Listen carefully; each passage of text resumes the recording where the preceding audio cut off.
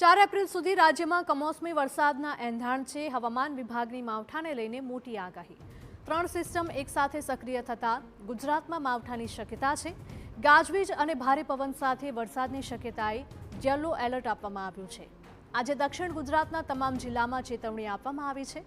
બનાસકાંઠા, પાટણ, સાબરકાંઠામાં પણ કમોસમીની શક્યતા છે, તો સૌરાષ્ટ્રના દરિયાકાંઠાના વિસ્તારોમાં પણ એલર્ટ જારી કરવામાં આવ્યું છે।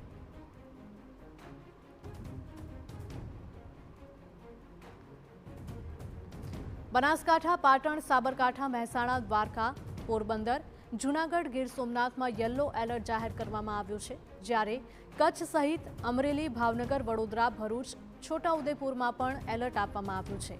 તો આ તરફ દાહોદ, નર્મદા, સુરત, તાપી, નવસારી, ડાંગ, વલસાડ, દમણ, દાદરાનગર હવેલી સહિત દક્ષિણ ગુજરાતમાં તમામ જિલ્લાઓમાં ગાજવીજ સાથે વરસાદની શક્યતા સેવાઈ રહી છે।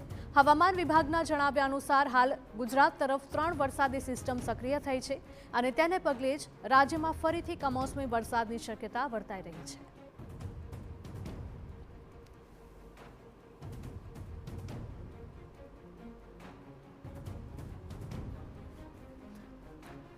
તો ગીર સોમનાથ, અમરેલી અને ભાવનગરમાં પણ આજે કમોસમી વરસાદ વરસી શકે છે તેવી આગાહી હવામાન વિભાગ દ્વારા આપવામાં આવી છે। આ સહિત વડોદરા, ભરૂચ, દાહોદ, નર્મદા અને છોટાઉદેપુરમાં પણ એલર્ટ આપવામાં આવ્યું છે।